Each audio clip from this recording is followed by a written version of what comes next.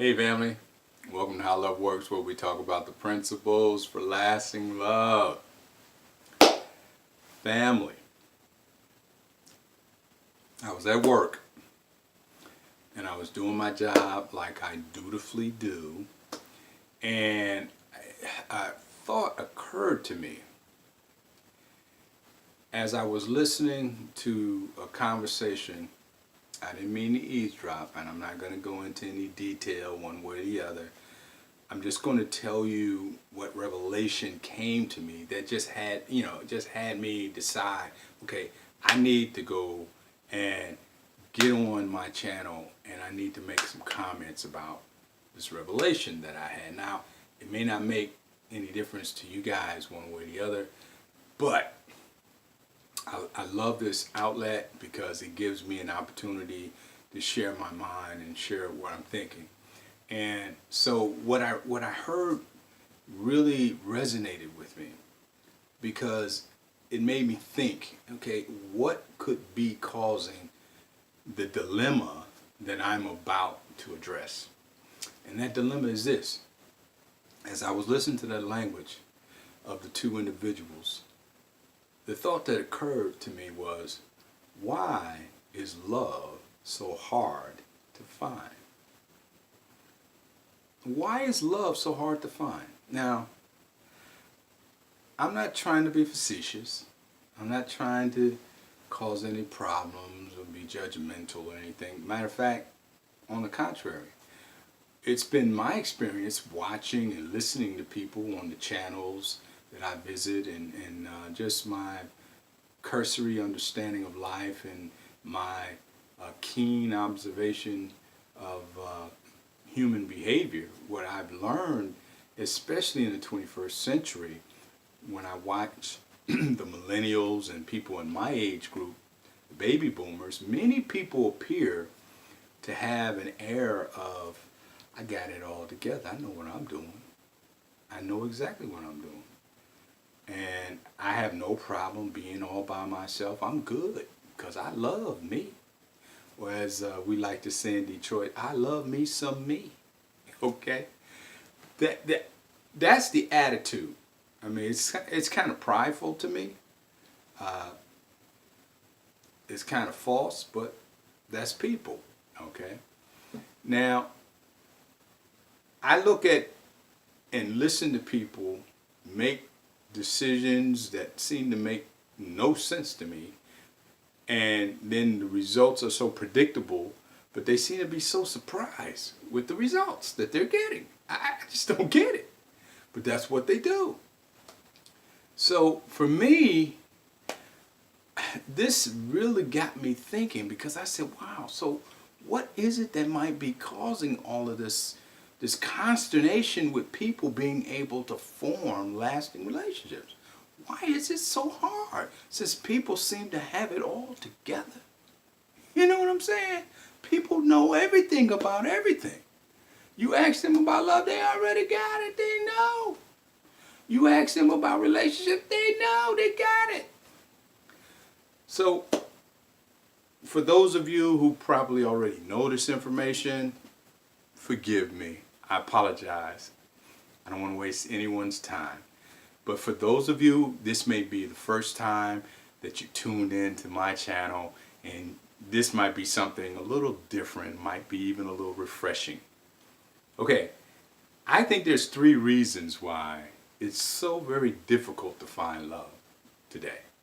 One of the first reasons is because we're looking for love in the wrong places. And we're looking for love in the wrong places. Okay, we're not looking for character. What we're looking for is charisma. We're looking for that external, the sensationalism, the sparks. That's what we're looking for. We're looking for the feelings and the sensationalism, right? That's people, right? So, what do I mean by that? Let me illustrate that. What people are doing, they're looking for good looks. They're looking for lifestyle.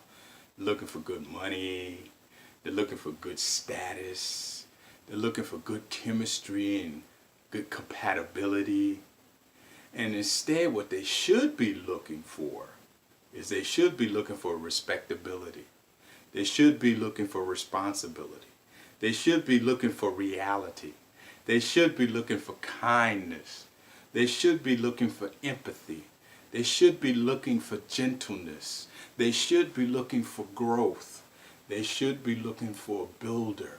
They should be looking for problem solvers. There's a number of things that I can add to that. But that's what they should be looking for. So they're looking for love in the wrong places. They're not looking for character. They're looking for charisma. They're looking for sensationalism and feelings. You're not going to find love there. It's not there. It doesn't exist. Number two, they're looking for the wrong person. That makes sense, right? They're looking for the wrong person. Okay.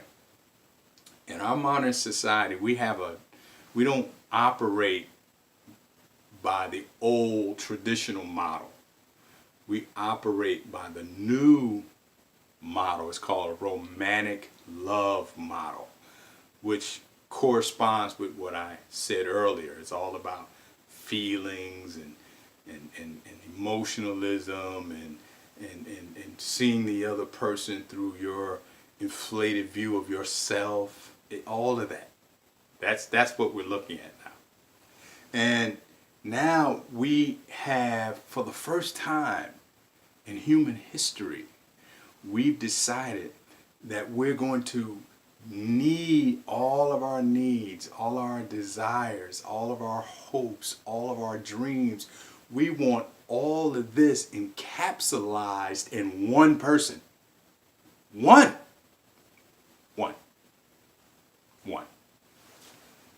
Is that crazy? Let me illustrate. This is what we want out of our relationships today. This is crazy. I know. This is crazy. Okay. We want all our needs to be met. We want all our desires to be met. We want the person in our life to be our best friend.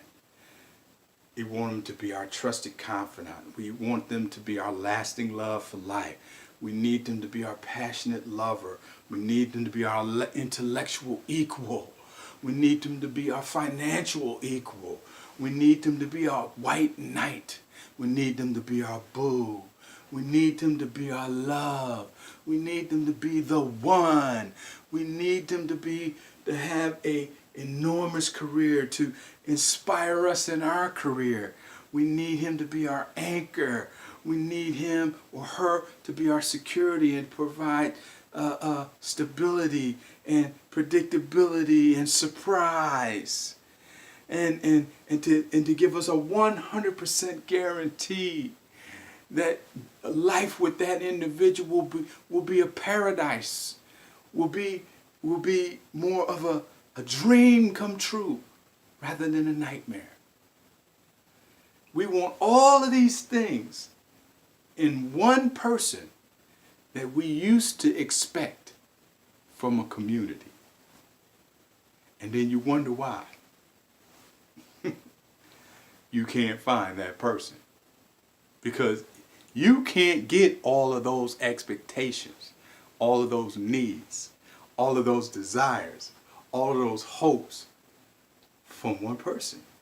It takes a village. It takes a village. Last but not least, number 3. We're motivated by the wrong passion. Okay, I just alluded to the fact that I said that we're operating under a romantic love model instead of the traditional love model. Or what the traditional love model is a committed love model. That's what I mean. All right. The problem with the romantic love model, it's not evil inherently. It isn't. It's one of the phases that you go through. The Greeks were so intent on making sure that mankind understood love. They broke down love in 4 categories. They said there was eros, which is what we might call sexual love. Then they said there was eros, And then storge, that's the kind of love that you would have for family. And then there was philo or philo love, that's friendly love, where we get the word Philadelphia. And then there was agape love. That's the love that we get the term. It just eluded me, just like that. Agape love is unconditional love. That's what it is. And that is how detailed the Greeks were from the standpoint of making sure that anytime they used the word love, they made sure that once it was translated in a certain context, you knew if they were talking about friendship, family, spiritual love, or sexual love. In America, love is love. We use love for all four of those things. We're not specific. Most people just have sexual love, but they think it's agape. They think it's unconditional, and it's not. Okay. Let me go on and finish up what I have to say here. Now, when it comes to this concept of love, that's where our motivations are wrong. Most people enter their relationships with this eros form of love, with this romantic form of love. The problem is, even though it's not evil, even though it's part of the process, the problem is, family, is that it has no shelf life because it has a function. Agape love has a function. Family love has a function. Friendly love has a function. And sexual love has a function. Once you start having eros trying to get over into committed love's function and trying to do family love functions and trying to do friendship love function, then you're going to have too much overlap. You're going to have too many issues. You're going to have collisions. You're going to have problems. When two objects are trying to occupy the same space at the same time, they call that an accident. So that's a problem, family. I think you can see that right now. So as I said, if that is it for you in terms of your capacity for love, then you'll never get to the point of a committed love. As I said, the love that's modeled today has no shelf life. It's very temporary because that's its role. It's temporary. It cannot deal with the vicissitudes and the realities of life. It cannot. It's not designed for the long haul, for the long term. Committed love, on the other hand, and by contrast, is totally designed for the long haul and the vicissitudes of life. Totally. It can handle it because it was designed for the long haul. Now, I'm going to close with this.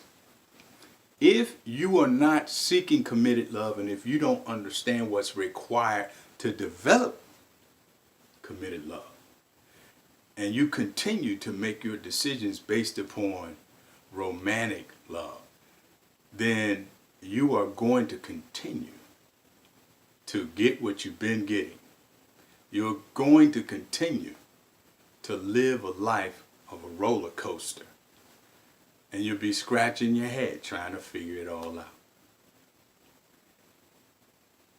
But that is exactly what's going on today in the 21st century in relationships. So that, my brother, my sister, my family, that's why it's so hard to find love. That's my time. I thank you for yours. See you on the other side. God bless you.